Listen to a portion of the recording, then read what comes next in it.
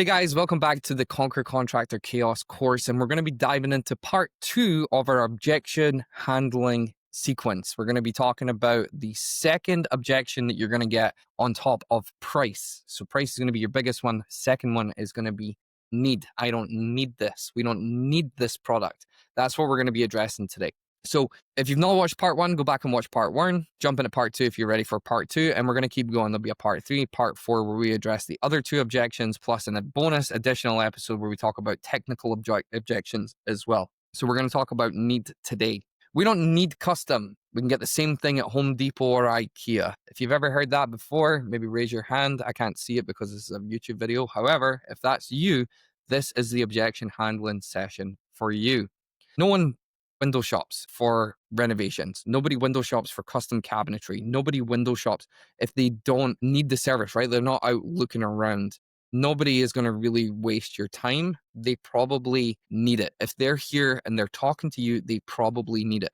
Now, before we jump into this, I don't want to get confused with need versus want, because those are 2 different things. And here's an example. Cabinet makers, somebody buys an older home, they need a kitchen renovation at some point because, they want to get the house personalized, yada, yada, yada. The closets, however, getting custom closets done, that's a want. That's a luxury item. So we want to be able to establish the difference between a need and a want. I'm hoping that they're here because they need you or they want you, one of the 2. What we're really trying to get away with is this isn't what you actually need, or this isn't what I actually need as a customer. So we're going to jump in and we're going to deal with those. So nobody window shops for this. If you are finding that there's someone just saying, oh, well, I was just curious what the price was, and you've put 4 to 5 hours into estimating this project or maybe building a design, it's not the customer who is at fault here, or the potential customer that is at fault. It is you. You have not qualified the lead to make sure that it was a good enough lead to land on your estimating schedule. Speaking to some cabinet makers, even some general contractors, they'll spend upwards of 10 plus hours on a design, on getting plans put together, on getting quotes back from subcontractors, just for you to get a no is an absolutely colossal waste of time. So we will actually even do a part 5 in this where we talk about how to set up your process. But if you're not in our school course yet, make sure you jump into our school course, which is in the link below. We'll teach you everything from building your sales process to objection handling to financial stuff, how to plan out your finances, how to design a marketing budget, a financial budget, how to invest. Everything that comes with being an entrepreneur for a contracting business is in the school course. Make sure you click the link and jump in. There's a ton of value in there for you. However, if you're someone who's just here to learn about how to handle the objection for need, stay tuned and we're going to get into it. Okay, we're in the situation with a client where they're coming to us and we've given them the price and they've said, actually, I don't think I need this. Or they're saying, I could get something much cheaper from somewhere else, like IKEA or Home Depot, right? I could get something manufactured rather than us actually doing custom for you. And if we're here, then it's our job to surface this before they walk away.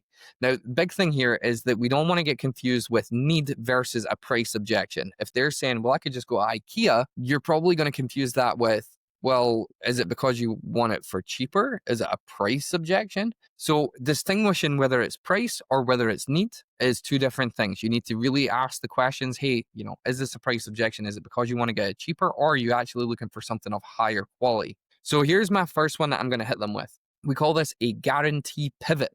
If I can guarantee better quality, a product that lasts longer, and you're going to be proud to show it off, would you then consider working with us? And they might say, yes, we'd be willing to pay more for something that's higher quality. And you go, great, awesome. Well, we can definitely help you do that. Maybe we need to adjust the scope and use something that isn't our highest end product, but is somewhere in the middle. It's better than IKEA and Home Depot, but it's not as expensive as our top line product that we originally quoted this for. So again, you're establishing yourself as the expert here. You're really coaching that client into making the right decision on what the scope of the project is, and then helping them kind of put their ideal solution together, right? So if I could guarantee better quality, if I could guarantee that it's going to look better and you're going to be proud to actually show this off, would it then be worth it? And if the answer is yes, then we can continue on with the sale. Great. Get them to sign on the dotted line, get the deposit, you're good to go. The next one is to agree with the customer. And I'm kind of a fan of always agreeing with the customer no matter what the objection is, because I find that when I agree,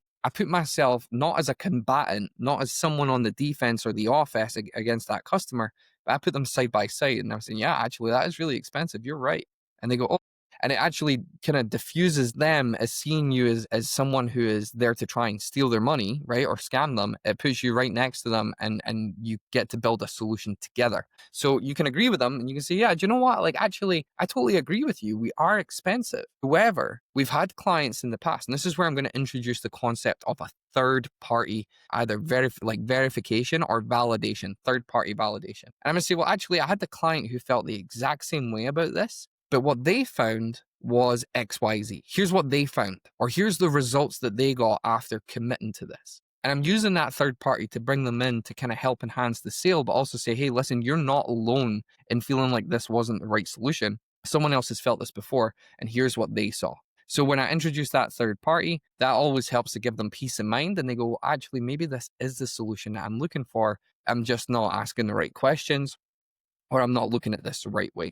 So plug your proof, right? We want to go for longevity, fit, warranty, finish, whatever your specific kind of quality guarantee is for the customer. You could say, yeah, do you know what? Someone else saw that they went for the IKEA product, but here's what happened 6 months later. They fell down, they fell apart. Particle board got wet, whatever. Use your own judgment here. Use your own experience. Ideally, it'd be a real story, but use third-party validation to let the customer know, hey, like someone else has been in this position before and here's how we help them through it. Last one is triage, right? We want to triage this customer. And again, we're trying to get to the root of the actual objection. Are they saying they don't need this because it's a price objection? It's too expensive. Maybe they do need it. They're just not willing to pay. Or is it maybe something else? So I'm going to ask the client, is this about quality? Is it about price? Or is it about the speed that we can deliver this to you? And I'm going to come right out and say that. A lot of us in the sales game, we would have heard the kind of analogy that you can have speed and you can have price, but it's not going to be high quality. You can have high quality and you can have price, but it's not going to be fast, right? It's that kind of three-pronged thing, like that three-pronged slider where you can have two, but you can't have all three. You have to compromise on one.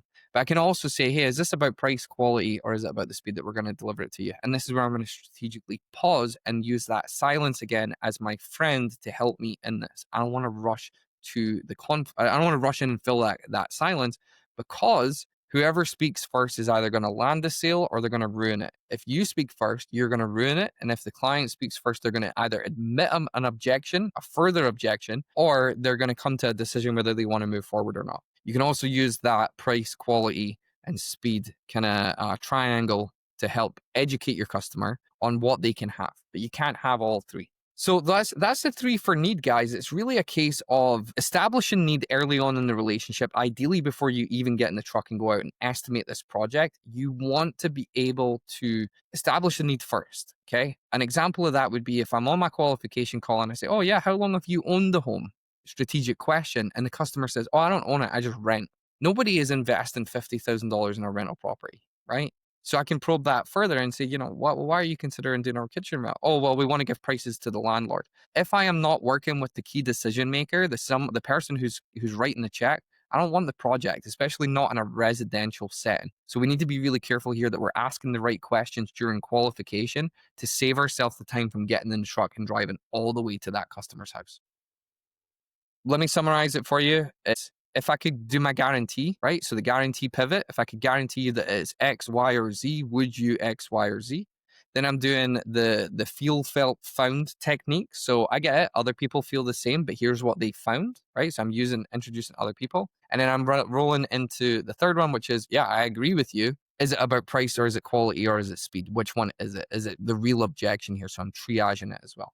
And that's really it for need, guys. Like I said, a lot of this stuff can be tackled earlier in the process. That's the exact system that I teach in Brave Academy here with our Contractor Chaos clients, where we actually help you fill and handle the objections way before you even have to do this on site, and lets you do the face-to-face stuff in a very systematic and streamlined process where the customer really wants to buy from you. So by the time you actually get to the estimate, you're giving them the price, you're giving them the design, they're already ready to buy from you, almost no matter what price you're about to give them. So if you're curious about that, you want to learn more about our 9-step sales process, jump into the school course that's linked in the bottom of this video. Everything is there. We don't hold back. It's one set price per month and infinite learning. We add modules every single week for you to dive into to learn just like this one.